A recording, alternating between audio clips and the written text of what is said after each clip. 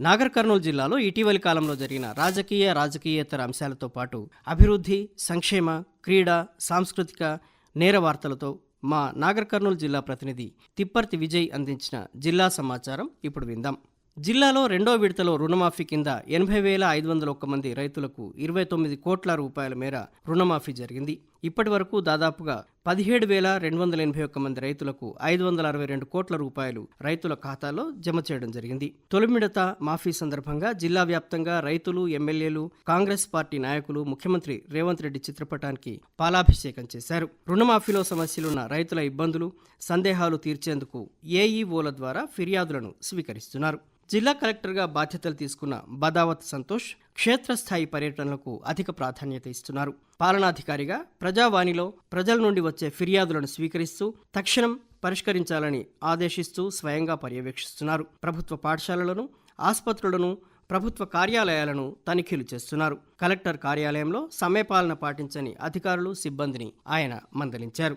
రాష్ట్ర వైద్య ఆరోగ్య శాఖ మంత్రి దామోదర్ రాజనరసింహ, రాష్ట్ర పర్యాటక, సాంస్కృతిక, ఎక్సైజ్ శాఖల మంత్రి జూపల్లి కృష్ణారావు ఆధ్వర్యంలో ఉమ్మడి పాలమూరు జిల్లా ఎమ్మెల్యేలు, అటవీ శాఖ అధికారులు నల్లమలలోని అడవుల్లో పర్యటించి పర్యాటకంగా అభివృద్ధి చేసేందుకు తీసుకునే చర్యలను పరిశీలించారు.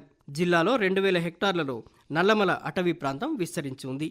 ఈ అడవిలో 40 వరకు పెద్ద పులులు, 250 చిరుతలు, వేలాది కీటకాలు, ఔషధ మొక్కలు ఉన్నాయి. శ్రీశైలం రిజర్వాయర్ సైతం ఈ అడవిలోనే ఉంది.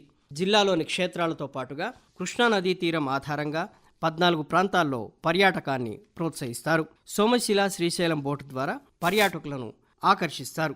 ఉమామహేశ్వర ఆలయాన్ని 50 లక్షల రూపాయలతో అభివృద్ధి చేస్తారు. దీనిపై మంత్రులు, ఎమ్మెల్యేలు, అధికారుల బృందం 2 రోజులు పర్యటించింది.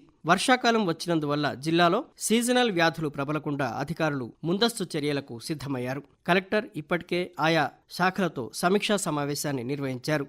సీజనల్ రోగాలు వస్తే సమాచారం అందించేందుకు కంట్రోల్ రూమ్ ఏర్పాటు చేశారు.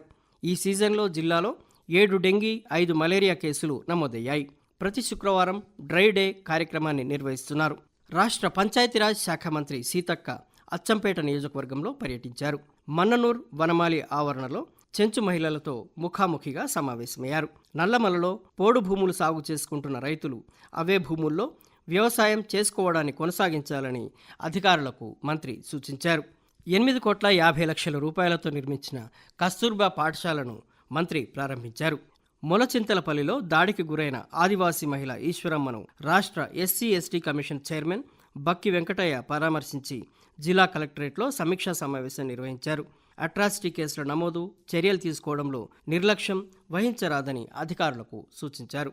మాదక ద్రవ్యాల వల్ల కలిగే అనర్థాలపై పలు శాఖల ఆధ్వర్యంలో ర్యాలీలు, అవగాహన సమావేశాలు నిర్వహించారు. విద్యార్థులు, యువత మత్తుబారిన పడి బానిసలు కావద్దని జిల్లా జడ్జి రమేష్ బాబు మెడికల్ కళాశాలలో జరిగిన అవగాహన సదస్సులో సూచించారు. జిల్లాలో ఇంతకుముందు ఎంపిక చేసిన ఇసుక రీచ్లను అధికార యంత్రాంగం పునఃపరిశీలన చేస్తోంది. దీనిపై పూర్తి స్థాయిలో నివేదిక తర్వాత ప్రజలకు ఇసుక అందించేలా చర్యలు తీసుకుంటోంది. వన మహోత్సవంలో భాగంగా జిల్లాలో 40 లక్షల మొక్కలను నాటుతున్నారు. మన్ననూరు చింతల చెరువులో రాష్ట్ర మంత్రులు దామోదర్ రాజనరసింహ, జూపల్లి కృష్ణారావు, ఎమ్మెల్యే వంశీకృష్ణ, జిల్లా కలెక్టర్ సంతోష్ బదావత్ మొక్కలు నాటారు. జిల్లాలో ప్రపంచ జునోసిస్ డేను ఘనంగా నిర్వహించారు. ఇంటింటా ఇన్నోవేషన్ ద్వారా నూతన ఆవిష్కరణలు తయారు చేసేలా కలెక్టర్ ప్రచార వాల్ పోస్టర్లను విడుదల చేశారు. జిల్లా కలెక్టరేట్లో ప్రజాపాలన సేవా కేంద్రాన్ని కలెక్టర్ ఎస్పీ వైభవ్ గైక్వాడ్ రఘునాథ్ ప్రారంభించారు. ప్రభుత్వ నూతన విద్యా విధానంలో భాగంగా బిజినేపల్లి మండలం మంగనూరులో 20 ఎకరాల స్థలాన్ని పాఠశాల నిర్మాణం కోసం సేకరిస్తారు.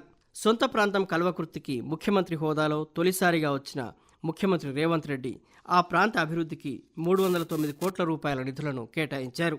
కల్వకుర్తిలో 50 పడకల ఆసుపత్రిని 100 పడకలుగా అభివృద్ధి చేసేందుకు 22 కోట్ల రూపాయలు, ఆమనగల్లులో స్కిల్ డెవలప్మెంట్ సెంటర్కు 10 కోట్ల రూపాయలు, 163 కోట్ల రూపాయల వ్యయంతో 4 R&B రహదారుల నిర్మాణం, కల్వకుర్తి పట్టణంలో పలు అభివృద్ధి పనులకు ముఖ్యమంత్రి తాను చదివిన తాండ్ర పాఠశాలకు 5 కోట్ల రూపాయలు, వెల్దండ మండలానికి 5 కోట్ల రూపాయలు ప్రకటించారు. ముఖ్యమంత్రి పర్యటన కల్వకుర్తి ప్రజల్లో సంతోషాన్ని నింపింది.